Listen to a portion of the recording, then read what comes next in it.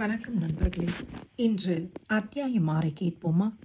களவு செய்யும் உன் காதல் கற்றுக் கொடுத்த பாடங்களில் இற்று விழுந்ததடா என் நாணம். அண்ணாந்து பார்த்து கன்னங்கள் உப்ப விழிகள் விரிய உள்ளங்கைகளை விரித்து இரு கன்னங்களிலும் வைத்து பா என்று பிரமிக்க வைக்கும் மாளிகை.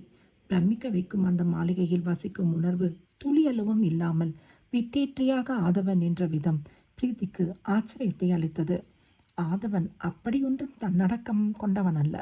புதிதாக ஒரு உடையை உடுத்தினாலே கெத்து காண்பிப்பவன், கர்வி.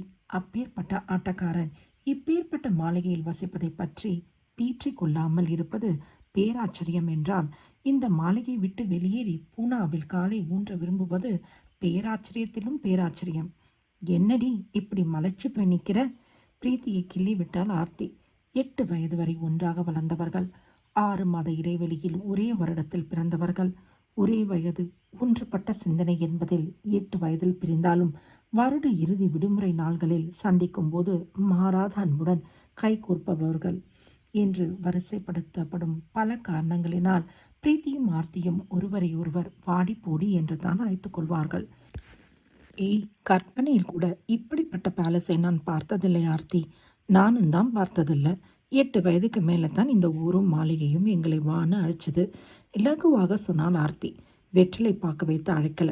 இறுக்கமான முகத்துடன் சொன்னான் படியில் நின்றிருந்த ஆதவன். இவன் இருக்கானே. பிரீத்தி மனதில் நினைத்ததை வெளிப்படையாக சொல்லி, பிரீத்தி மானசீகமாக தலையில் அடித்துக்கொள்ள நினைத்ததை வெளிப்படையாக செய்து பிரீத்தியின் அதீத பிரீத்திக்கு ஆளானால் ஆர்த்தி. தங்கம் டி நீ. நான் நினைத்தேன், நீ சொல்லிட்ட. எப்படி நீ? ரொம்பவும் சீன் காட்டாத. இவன் இப்படித்தான் உனக்கு தெரியாதாக்கும். வாடி உள்ள. பிரீத்தி ஆர்த்தியின் கையை பிடித்து இழுத்தபடி வீட்டுக்குள் இல்லை இல்லை அரண்மனைக்குள் அழைத்துச் சென்றாள். ஒரு பக்கம் விசாகா, இன்னொரு பக்கம் ஆர்த்தி, நடுவில் பிரீத்தி என்று மூவரும் ஹாலில் கால் வைத்தார்கள். அதுவா அத்தை? அது பெரிய கதை. அம்மா உங்களிடம் போனில் சொல்லியிருப்பாங்கன்னு நினைச்சேன். பூனாவில் அவர்கள் இருந்த தெருவில் அக்கம் பக்கத்து வீட்டினரின் கதைகளை அள்ளி வீசியபடி உள்ளே வந்த பிரீத்தி ஹாலின் பிரம்மாண்டத்தில் மிரண்டு திரும்பி ஓடப்போனாள். காமெடி பண்ணாதடி. ஆர்த்தி ரகசியமாக கடிந்தபடி பிரீத்தியின் கையை இறுக்கி பிடித்து நிறுத்தி வைத்தாள். தரையில் விரிக்கப்பட்டிருந்த காஷ்மீர் கம்பளம், அதன் மேல் போடப்பட்டிருந்த விலை உயர்ந்த சோப்பாக்கள், சுவரோர அலமாரிகளில் மேல் தெரிந்த வெண்கல சிலைகள். பிரீத்திக்கு அது தங்கமாக இருக்குமோ என்ற சந்தேகம் இருந்தது. சுவரில் மிளிர்ந்த அழகுமிக்க ஓவியங்கள், ஹாலின் மேற்கூரையிலிருந்து தொங்கிய லஸ்தர் விளக்குகளின் அழகு என்று அரண்மனையின் வரவேற்பறை அவளை அயர வைத்தது. இந்த மாளிகையில் அத்தையா? இதுதான் அவளது மனதில் ஓடிய கேள்வி. இவ்வளவு செல்வச் செழிப்பான மாளிகையில் தங்கை வசிக்கிறாள் என்று ஓர் நாளும் கங்காதரன் சொல்லி கொண்டதில்லையே. பூனாவிற்கு வருடத்திற்கு ஒரு முறை வந்து போன அத்தையும் ஆர்த்தியும் இதை பற்றி மூச்சு விட்டதில்லையே. இவ்வளவு ஏன், பிறக்கும் போதே தங்க ஸ்பூனை கவ்வி கொண்டு பிறந்ததைப் போல அலட்டிக்கொள்ளும் மாதவனும் வாய் தீர்ந்ததில்லையே. ஏன்? வாம பிரீத்தி. வரவேற்றபடி வந்த மாறன் அவ்வளவு பெரிய மாளிகையின் அதிபதியைப் போல இல்லாமல் வெகு எளிமையாக இருந்தார். எப்போதும் போல சாந்தம் தவழும் கண்கள், விட்டால் மலையில் இருக்கும் ஏதேனும் ஓர் பாறை மீது அமர்ந்து தவம் செய்ய ஆரம்பித்து விடுபவரை போன்ற தோற்றம். இருக்கிறதும் மலை பிரதேசம்தான். இவருக்கு எப்படி காதல் வந்தது? இன்று வரை பிரீத்தியின் மனதை குடைகிற சந்தேகம் இதுதான். தபஸ்வியை போல இருக்கும் மாறன் விசாகாவை காதலித்து திருமணம் செய்து கொண்டார் என்கிறார்களே, அது உண்மையா? விசாகாவும் மாறனும் ஒரே கல்லூரியில் படித்தவர்களாம். வால்பாறை பக்கத்திலே இருக்கிறவன் கோயம்புத்தூரில் படிக்கிறதை விட்டுட்டு பூனாவுக்கு ஏன் வந்து துளைத்தான் என்று சமயம் கிடைக்கும் போதெல்லாம் மாறனை திட்டி தீர்ப்பார் கங்காதரன். பூனாவில் படிக்க வந்தவர் காதலித்தார். சரிதான். காதலிக்கிற வயதில் காதல் வந்திருக்கிறது. காதலித்து விட்டார். காதலித்த விசாகாவை முறைப்படி கோவிலில் வைத்து திருமணம் செய்து கொண்டார்.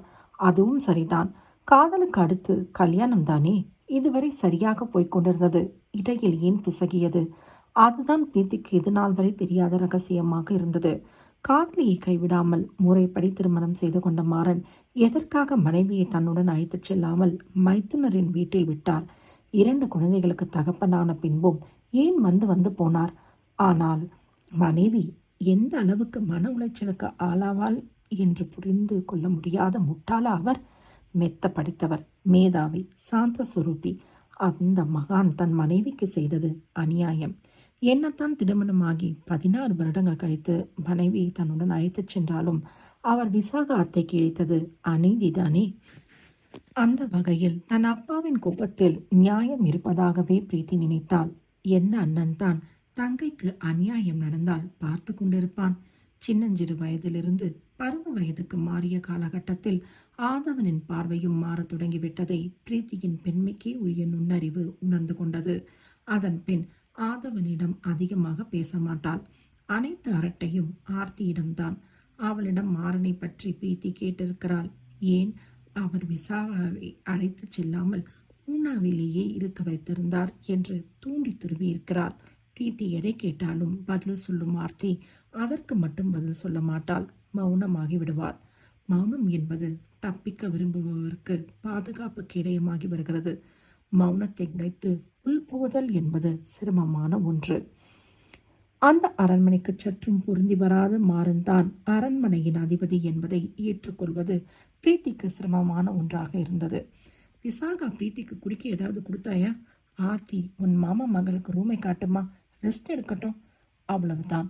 தன் வேலை முடிந்தது என்று கைகள் இரண்டையும் பின்பக்கமாக கோர்த்து பிடித்தபடி மாறன் மலை இறங்கி, அதாவது படி இறங்கி விட்டார். அந்த அரண்மனை தான் குன்றின் மீது அமர்ந்திருப்பதைப் போல உயரமாக அமைந்திருக்கிறதே. படி ஏறுவதற்குள் மூச்சு முட்டி விட்டதே. என்னடி அப்பாவையே பார்த்துக்கிட்டு நிக்கிற? ஆஹா, என் அருமை மாமா இவ்வளவு நீளமா பேசிட்டாரேன்னு ஷாக் ஆகிட்டேன் ஆர்த்தி. ஜோக்கு சிரிப்பு வரலையா? நிறைய வருது. உன் ஊம மாமா இவ்வளவு நீளமா பேசினா உனக்கு ஷாக் வரத்தான் செய்யும். தெரியுதுல்ல? தெரியுது. என்ன தெரியுது? உன் ஷாக்கும் தெரியுது, வனிதாமணி கொண்டு வர காப்பியும் தெரியுது. குடி குடி. வனிதாமணியா? அது யாரடி? திரும்பிய பிரீத்தியிடம், ஹீ, நான் தாமா அது என்று வாய் நிறைய சிரித்தபடி காபி கப்பை நீட்டினாள் வனிதாமணி. இதழின் இந்த கடைசியிலிருந்து அந்த கடைசி வரை ஈயென சிரிக்கும் சிரிப்பை பார்த்து பயந்து போன பிரீத்தி கப் சிப் என அமைதியாகி கப்பை கைப்பற்றி கொண்டாள். வனிதாமணி அந்த பக்கம் நகர இவள் இந்த பக்கம் ஆர்த்தியிடம் குனிந்து, யாரடி இவ என்றான். இந்த மாளிகையில் சேவகி. வேலை செய்கிற பெண்ணா? அக்தே. இவ ஏண்டி இப்படி சிரிக்கிறா? சரியான மணிப்பஸ் வாய். அதுதான் அவளோட ட்ரேட்மார்க். வால்பாறையின் லேடி மதன் பாம். எதுக்கெடுத்தாலும் சிரிப்பா. கொடுமைடி. நமக்குத்தான் கொடுமை, அவளுக்கு என்ஜாய்மெண்ட். விசாகா ஊர்கதைகளை கேட்க சோபாவில் கால் மடக்கி சம்மணம் போட்டு அமர்ந்தபடி சளைக்காமல் கதை பேசியபடியே காப்பியை குடித்து முடித்தாள் பிரீத்தி. ஹி, காப்பி கப்ப ஹி, தாங்க ஹி. வனிதாமணியின் வரவில் பிரீத்தியின் கையில் இருந்த காப்பி கப் தவறி விழ இருந்தது. இப்படி கொடு என்று ஆர்த்தி வாங்கி கொண்டதால் மயிரிழையில் உடையாமல் தப்பித்தது. அம்மா, யாருன்னு? வனிதாமணி நகர்வேனா என்று அடம்பிடித்தாள். வீட்டிற்கு வந்திருக்கும் விருந்தாளியை முதல் நாளிலேயே ஓட வைத்து விடாதே வனிதா. வனிதாமணிங்கம்மா, இதையெல்லாம் மணி மணியா பேசு. சிரிக்கிறத மட்டும் நிப்பாட்டி விடாதே. என்னங்கம்மா இப்படி சொல்றீங்க? அது எங்க வருது பாரு. வண்டார் குழலியா? ஆர்த்தி கேட்டு வாய் மூடி இருக்க மாட்டாள். வனிதாமணி டிஷ் என்று மாயமாய் மறைந்து விட்டாள். என்னடி இவளை காணோம்? பிரீத்தி சோப்பாவுக்கு அடியில் எல்லாம் குனிந்து பார்த்தாள். வண்டார் குழலி வரான்னு சொன்னதுமே இவ வாண்டா பறி பறந்து போயிருப்பா. வண்டார் குழலியா? யாருடி அது?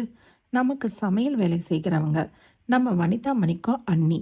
எப்பவும் சிரிச்ச மூஞ்சியா இருக்கிற வனிதாமணியோட மூஞ்சிய அழுவாச்சி மூஞ்சிய ஆக்குற சக்தி நம்ம வண்டார் குழலி கிட்ட மட்டும்தாண்டி இருக்கு. வண்டார் குழலி, வனிதாமணி பேரே அழகா இருக்குல்ல? இதுகளும் அழகாத்தான் இருக்குமுங்க. மலைவாழ் ஜனங்க மனதில் இருக்கிற கோபதாபத்தை அப்படியே கொட்டி தீர்த்து விடுவாங்க. சூதுவாது இல்லாத மனது. ஆர்த்தி சொல்வதை உன்னிப்பாக செவி மடுத்தாள் பிரீத்தி. நான் என்ன லட்சராடி கொடுக்கிறேன்? ஆர்த்தி செல்லமாக கோபித்தாள். இங்க இருக்கிறவங்க தான் சூதுவாது இல்லாதவங்க. பூனாவில் பிறந்து வளர்ந்த நாம எல்லாம் மனதில் சூதுவாது வைத்திருக்கிறவங்க, அப்படித்தானே? நிஷ்டூரமாக கேட்டான் ஆதவன். இவன் ஒருத்தன் யதார்த்தமா பேசினா கூட வில்லங்கமா எடுத்துக்கிட்டு சண்டைக்கு வருவான்.